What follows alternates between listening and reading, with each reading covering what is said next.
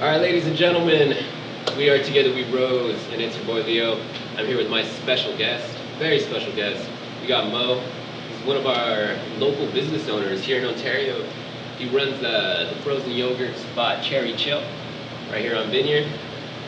And I met him how long ago? Maybe like it's a been year. a while, yeah. It's about over a year. Yeah, it's over a year. Almost over a year, Yeah. but he came in one day, he put me on a really great protein shake. My personal favorite, the banana peanut butter. I literally get that every time I walk in. He's always just like the usual. That's right. So it's solid, man. Great stuff here, but that is not why we're here. We're here to talk about the journey, everything that he's gone through in his life, and just kind of his come up, basically. So the first question I want to ask Mo, I know your family was an immigrant family. You came to the States, and in that whole journey, what was your biggest obstacle growing up and just getting used Well, to it? at a very young age, when we first got here, like most of the people that immigrate to the United States, was obviously the language barrier. That was very difficult for me. And what I learned is, from day one, they put us into schools. We had a pretty good housing. It was okay, decent housing. It was a very poor community. Where'd you come? It was Louisville, Kentucky. Louisville, Kentucky. Yeah, Louisville, Kentucky. So it was a very, very small, yet poor community. But what I figured out was okay, going to school was very hard. Obviously, I didn't speak any English whatsoever. But what I learned is just making new friends within my neighborhood that they put us in. That was the quickest way for me to learn. Because I realized it's going to be difficult for me to do anything. Even to play with anyone or to play with kids. Because I was very young. I was about 12 years old when I first got here. But the fastest way for me was to learn was to just communicate daily with the kids in my neighborhood. Whether it's playing over basketball or just hanging out, basically. But that was the biggest challenge for me as a young kid. Obviously, as kids, there's not many challenges that we have, but that was the biggest. Not only for me, but for my family as well. Definitely, you hear a lot of immigrants talk about culture shock, and usually I feel like you're more aware of it later on in life, but you've been dealing with it as a kid. It is, but not for me, but I saw it in my parents. I saw what the struggle that they had to go through. Obviously my parents, when they first got, just like me, is they didn't speak any language, and for an older person, not like us kids, is when kids learn very quickly. They pick up language very quickly. But for our parents, it was very difficult for them to do. So I saw the struggle and the culture change for them and what they had to go through. That was very, very difficult for them, especially not having a community or that people from within that same background that they come from. Especially in Louisville, Kentucky, they didn't. But my dad realized. Luckily, he had a friend. He knew a friend that lived in Detroit, and that's when he told him, he's like, look, there's a large community from them, which is a Middle Eastern community, and he said, it makes life much easier for him.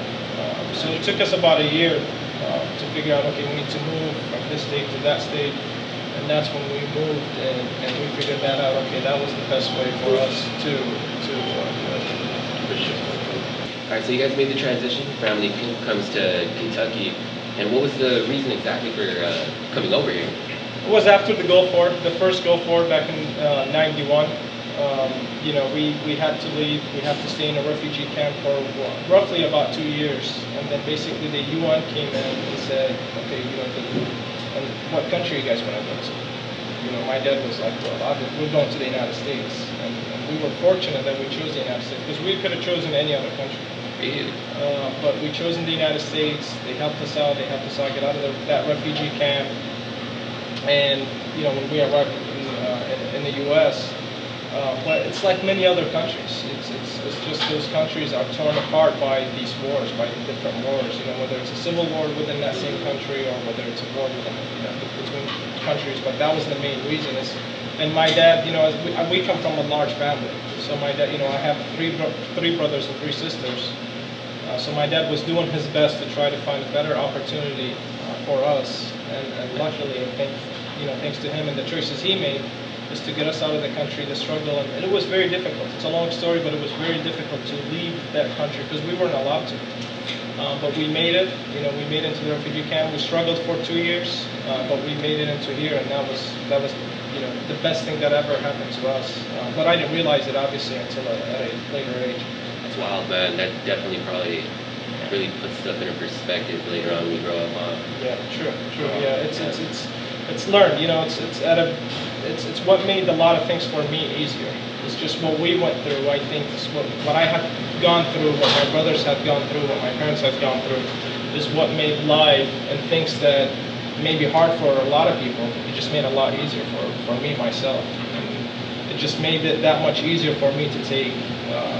It's a chance that I have to take, whether it's in a business, whether it's a lot of choices that I made in my life. It made it a lot easier. It made a lot of the challenges that I face within whether it's here in California, whether it's in a different states, because I've been in many states, it just made it that much easier. That's awesome, man. Definitely. All right, so let's fast forward a bit. You start growing up, you start seeing a little more or less what you want to do in life, and you ended up starting a business. But did you always have that mentality? Always, at a young age, I just saw, my first job was as I mentioned, at a pizza place, right? And I saw that owner coming in, coming out, coming in, gives directions, do this, do that, and leaving. And then the opportunities that he gave to myself and to a lot of the kids my age, because I was still just in high school at that time. I said I always wanted to be that person. I always wanted not basically own a pizza place, but I always wanted to be a business owner. Really I didn't know what it was. Yeah, it was whether it was selling cars, selling yogurts and whatever. I knew I wanted to have a business where I can provide opportunities to other kids and just be my own boss, basically. That's kind of my dream at a very young age.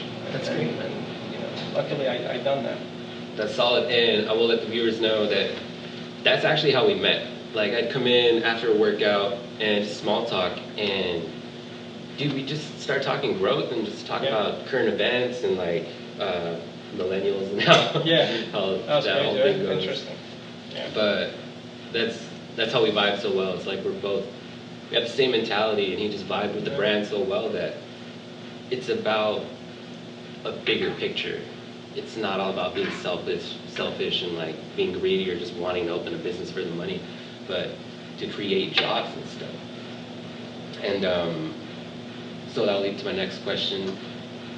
Starting the business, what were the obstacles that you had to deal with that? The biggest obstacle was how long it takes to open up a business. I had no idea. I thought, okay, I'm gonna open up a business in the city that I'm, obviously everything has to go through that city.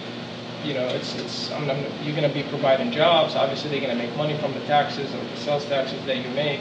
I said it's gonna be easy, but I didn't realize until I actually went through that whole process and how long it takes.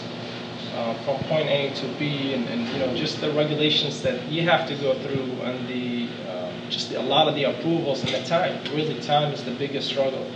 But it was already set in my mind that this business is going to be open, and you have to be committed. You have to be 100% committed, no matter what. That this is my goal. I'm going to achieve that goal, and I'm going to do it. But that was the biggest obstacle, I would say, is just the time and how long it will take. It's a very long process, and for anyone that wants to do a business, whether it's in Ontario or anywhere, just do your research. It will help. It will help some you, because time is money, right? And the longer it took for me to open up a business, the more money I was putting into. Because this was the only thing that I had. I didn't have any other job.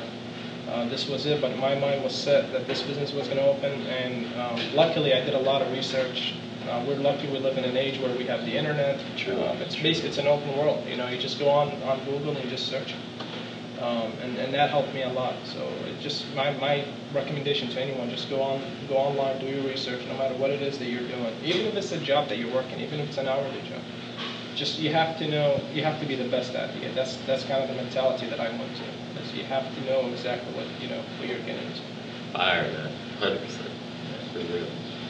That's a hell of a journey, man. Because a lot of people don't really think of that. Starting their businesses. I mean, we always hear in California that the regulations are strict more than any other state, but I never thought it would be on a city-by-city basis as well. But so those are some hell obstacles. Now, shop's open, you got your employees. What were the obstacles in that? Well, it's finding that right employee. Is you have to find the right employee, and what I found out, what I learned is that employee has to be happy. You know, if he's happy, he's going to make that customer happy. And if that customer comes in and he's satisfied, especially within the food industry, right? And if he's satisfied, that customer is going to come back. So my focus is to find someone not only that I make that employee happy, but at the same time, he has to care about the business. You know, he has to care about it. That was always, you know, when I see someone that I hire, I see it as myself or just me when I first got my first job and how excited I was and having that responsibility. That's kind of what I look for. You know, that's kind of what I'm looking for. And luckily, I have an employee that you saw walking in earlier, Jonah. He's one of them, and it's very hard sometimes to find that person, but it's just. But they're out there. There are a lot of kids out there that they want to work. But just make them happy. You know, I always tell them, look, this is almost like a family, right? This is a family business. Don't think of me as a boss. You know, I don't want you to think I'm just another employee. And I always learn from those employees as well. I'm very open-minded. I'm very flexible. Hey, if you see me doing something wrong, correct me. Say, hey, look, this is wrong. This is how it needs to be done. And don't be afraid to do that, because I always done that with my boss. You know, no matter where I had a background in the military, and in the military you get orders and you have to do them. But what I did is, if I saw something wrong, I spoke. And sometimes it got me in trouble, yes. But a real leader will recognize that constructive criticism. Right, you have to. And that's luckily I never, you know, my bosses were always, you know, like, okay, yeah, you're absolutely right. And that's exactly what you said. So don't be afraid. If you see something wrong that's happening, just speak out. Don't say, okay, just because he's saying it, just because he's doing it, that means it's correct. No, it's not. You know. So. Now, what I'm starting to realize a lot in today's age, that's new age management. Because there's a lot of more traditional managers out there that don't really.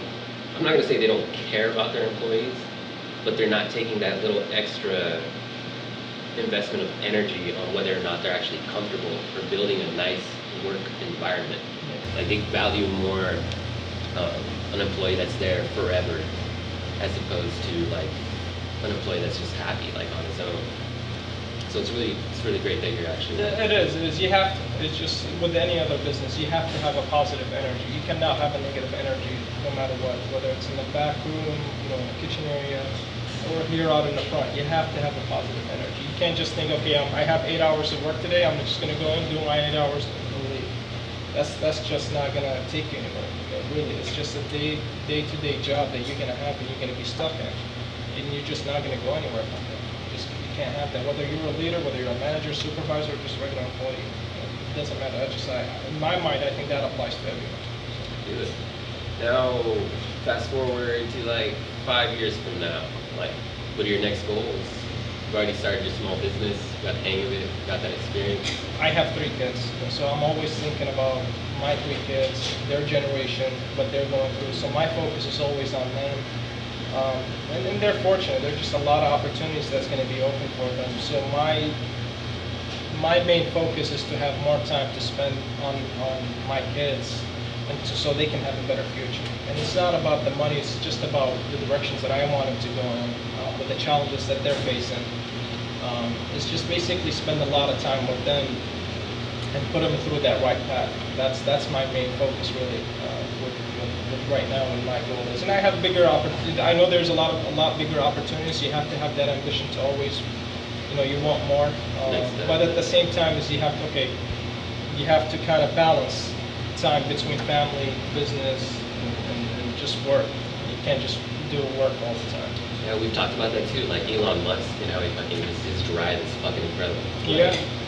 That he looks like he doesn't sleep. Right. But there's definitely that, when you talk about balance like that, it really makes me think there should be a limit to your greed, I feel like, and that is where that balance there has to. Like, enjoy life, you have kids, you have priorities, so really make sure everything's really organized in that sense. Yeah, because work is always going to be there, no matter what. There's always going to be work. So you have to be able to focus on, okay, how much is enough? You know, I can be here from opening to closing. You know, for example, I can just be here every day, but that's just not it's not healthy. It's not the way to do it. It's not the way to go. So you have to balance in life. You really have to balance. Your health is the most important thing. You look at many of the people that we saw as role models, for example. Jobs, for example, is what his health, what he went through. A lot of people you say and you read about it, a lot of it has to do with the stress that he was going through. Steve Jobs, right? Yeah, Steve Jobs, and just a lot of the stress that a lot of people saying just because the amount of the stress, and he was going after his competition all the time. Yeah, and he was always worried, and so you just have to go, okay, it's not worth it. It's really not worth it. Enjoy life. You got to sit back and relax, and you can't just do work all the time. Yes, you have to be committed. You have to work hard, but you always have to just kind of focus and balance. You always have to balance. I think that's very, very important that you balance. I feel it. Biggest lessons in life. What would you really put out there? Put out there. It's the biggest thing that I learned is everything that relates to what I'm about to do, what I did wrong is all up in here in my mind. So once you have it set in your mind, for example, if you wanted to move something with a plan and that plan is not going where you want it to be, in your mind, if you're saying, okay, this is not going to work, believe me, it's not going to work. Once you have it set, so the biggest thing that I learned is just be committed to whatever you're doing. Like for me, for example, every single failure that I went through, and I went through a lot, I took that as a lesson, not a failure. For example, I did an advertisement that cost me, I think it was like $500-600, and I got nothing in return. So instead of saying I lost $600, in my mind was, okay, that was a lesson learned. That cost me $600. So that kind of helped me move forward, and it kind of helped me. Okay, I learned this is the wrong way of doing business or doing things. Just so take those failures as a lesson. Don't ever take those failures as, okay, I failed, then this is not going to work out. No, just take those as a lesson, and that's always been my biggest thing, the biggest success that I've seen that helped me just move forward. Shifting that perspective. Yeah. That's great, man. That's great. Mo, it's been great talking to you, man. It's great talking to you in this setting, too. Yeah, usually it's just getting a shake, talking for a bit, but this was good, man. Absolutely. We talked about this a long time. Definitely. Yeah. Hope you guys had some good information, took some of the concepts away. There was a lot to talk about, a lot of good points. But, all right, guys. Have a great day. It's gonna be fun watching that, man, because there are some great points, dude. I feel like it's just the universal mindset in running a business, Yeah. that you kind of have to have, dude. Like, you're saying this, and I'm like, yeah, I know what you're talking about, like, I feel it, man. Yeah, it's tight. Whatever helps you stay together. When we look at it. Fuck yeah. Yeah, so I'll see your little cues, like, yeah. when you're just nodding your head and just like, hell yeah. Yeah, it's like, fucking good. Good shit. Sit, dude. Ooh, this is gonna be tight, dog. Oh my god. I was just telling Bill how I was getting kind of like the jitters, like, and I wasn't even in it. I wasn't even in it, and I was feeling all nervous, and it was like, I was like, damn, I can only imagine how he was feeling right now. You feel me? Like, oh my. So next we'll do being in the shop, dealing with employees. Yeah. Okay. So. You Yeah, question. I went to the question that you asked. Right? All right. Go ahead.